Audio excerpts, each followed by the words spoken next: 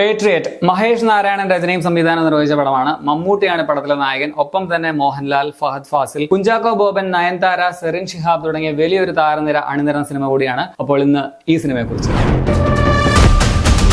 സാധാരണ ജനങ്ങളുടെ സ്വകാര്യതയ്ക്ക് ഭീഷണിയായിട്ട് മാറുന്ന ഒരു സ്പൈവെയർ, അതിനെതിരെ പോരാടുന്ന നായകനും സംഘവും. ഈ കഥയാണ് പേട്രിയറ്റ് പറയുന്നത്. പടം എങ്ങനെയുണ്ടെന്ന് ചോദിച്ചാൽ ഒരു ഡീസന്റ് സ്പൈ ആക്ഷൻ ത്രില്ലറാണ് പേട്രിയറ്റ്. വൻ സംഭവം എന്നൊന്നും ഞാൻ പറയുന്നില്ല, സ്റ്റിൽ മോശവും അല്ല. യൂഷ്വൽ സാധാരണക്കാരെ ചൂഷണം ചെയ്യുന്ന കോർപ്പറേറ്റ് വില്ലന്മാർ എഗൻസ്റ്റ് നായകൻ എന്നുള്ള ഒരു കഥ തന്നെയാണ് ഈ പടത്തിലുള്ളത്. ബാക്കി ഇതിലെ വലിയ സ്റ്റാർസ് ഒക്കെ വന്നപ്പോഴുള്ള ആഡ് ഓൺ സംഭവങ്ങളായിട്ടാണ് എനിക്ക് ഫീൽ ചെയ്തത്. ഒന്നും ഓവർ ദ ടോപ്പ് ആക്കാതെ ഓവർ മാസ് രംഗങ്ങളോ കത്തിയോ അങ്ങനെയൊന്നും ഇല്ലാതെ നാച്ചുറൽ ആയിട്ട് നടക്കുന്ന കാര്യങ്ങൾ മാത്രമേ പടത്തിലുള്ളൂ. ഈവൻ മമ്മൂക്ക, ലാലേട്ടൻ ഇവരൊന്നിച്ചുള്ള മൊമെന്റ്സ് ആണെങ്കിൽ പോലും അങ്ങനെയാണ്. സോ ഒരു ക്ലാസ് സ്റ്റൈൽ മേക്കിംഗ് ആണ് ഈ പടത്തിനുള്ളത്, ഒരു മഹേഷ് നാരായണൻ സ്റ്റൈൽ തന്നെ.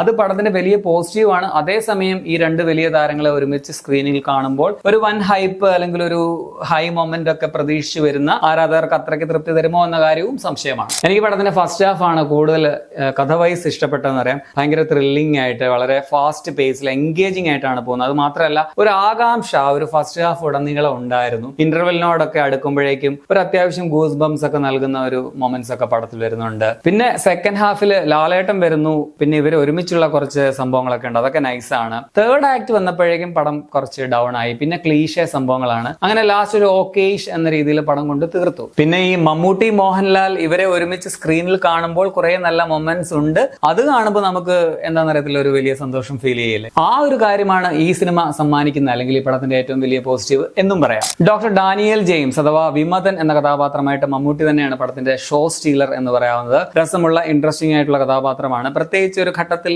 പുള്ളി ഒരു യൂട്യൂബർ ഒക്കെ ആകുന്നുണ്ട്.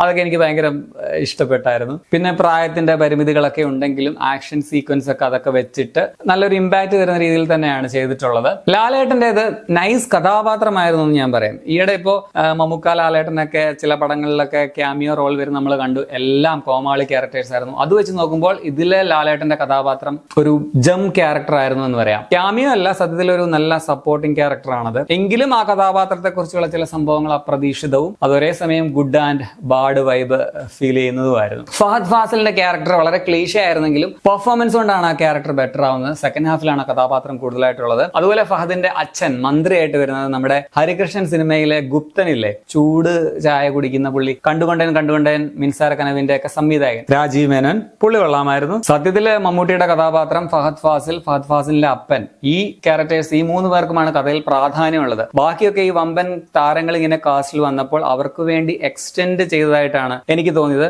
അത്തരത്തിലുള്ളതാണ് കുഞ്ചാക്കോ ബോബൻ, നയൻതാര, ദർശന രാജേന്ദ്രൻ ഉൾപ്പെടെയുള്ളവരുടെ ഒക്കെ ക്യാരക്ടേഴ്സ്. ഇവരൊക്കെ ഇല്ലെങ്കിലും കഥയിൽ അങ്ങനെ വലിയ കുഴപ്പമൊന്നും വരാൻ പോകുന്നില്ല. ഇത്രയും വമ്പൻ സ്റ്റാർസ് ഒന്നും ഇല്ലെങ്കിലും കുഴപ്പമില്ലായിരുന്നു. പിന്നെ കഥയിൽ ആവശ്യമുള്ള ക്യാരക്ടേഴ്സ് ആയിട്ട് തോന്നിയിട്ടുള്ളത് സെറിൻ ഷിഹാബിന്റെ ആയിഷ, അതുപോലെ എല്ലാം തുടങ്ങി വെക്കുന്ന നളിനി രാമകൃഷ്ണൻ എന്ന രേവതിയുടെ കഥാപാത്രമൊക്കെയാണ്. ദർശന രാജേന്ദ്രൻ, ഗ്രേസ് ആന്റണി, ഇന്ദ്രൻസ്, ജിനു ജോസഫ്, ഇഷാൻ ഷൗക്കത്ത്, സനൽ അമ്മൻ, ഷഹീൻ സിദ്ദിഖ്, ശിവദ, അങ്ങനെ ഇഷ്ടം പോലെ താരങ്ങൾ ചെറുതും വലുതുമായിട്ടുള്ള റോളുകളിൽ വരുന്നുണ്ട്. എടുത്തു പറയത്തക്ക ഗംഭീര ക്യാരക്ടേഴ്സ് ഒന്നുമില്ല. ടെക്നിക്കലി പടം നൈസാണ്. മനുഷ് നന്ദനാണ് ഇതിന്റെ ക്യാമറ. മഹേഷ് നാരായണനും രാഹുൽ രാധാകൃഷ്ണനും ചേർന്നാണ് എഡിറ്റിംഗ് നിർവഹിച്ചിട്ടുള്ളത്. ക്യാമറ എഡിറ്റിംഗ് ഒക്കെ സ്റ്റാൻഡേർഡ് ആണ്. സുഷിൻ ശ്യാമിന്റെ മ്യൂസിക് കൊള്ളാമായിരുന്നു. പ്രത്യേകിച്ച് ടൈറ്റിൽ കാണിക്കുമ്പോഴുള്ള അതിന് തൊട്ട് മുമ്പുള്ള ഒരു ബാക്ക്ഗ്രൗണ്ട് സ്കോർ ഒക്കെ അടിപൊളിയായിരുന്നു. പിന്നെ പടത്തിന്റെ സൗണ്ട് ഡിസൈൻ കൊള്ളാം, VFX നൈസാണ്. സോ ടെക്നിക്കലിയും അതുപോലെ മേക്കിംഗ് വൈസും പടം കിടുവാണ്. പിന്നെ മെയിൻ നെഗറ്റീവ്സ് പറയുമ്പോൾ ക്ലീഷേ ആയിട്ടുള്ള ആ ഒരു കോർ ഐഡിയ തന്നെയാണ് എടുത്തു പറയേണ്ടത്. പെരിസ്കോപ്പ്, സ്പൈവെയർ ആൻഡ് വില്ലന്മാർ, നമ്മൾ സ്ഥിരം തമിഴ്, തെലുഗു, ഹിന്ദി പടങ്ങളിലൊക്കെ കാണുന്ന ഒരു വലിയ കോർപ്പറേറ്റ് പൊതുജനങ്ങളെ കബളിപ്പിക്കുന്നു, അതിനെതിരെ നായകൻ പോരാടുന്നു. ഈ ഒരു ടെംപ്ലേറ്റ് ക്ലീഷേ ബേസിക് പ്ലോട്ടാണ് ഇതിലുള്ളത്.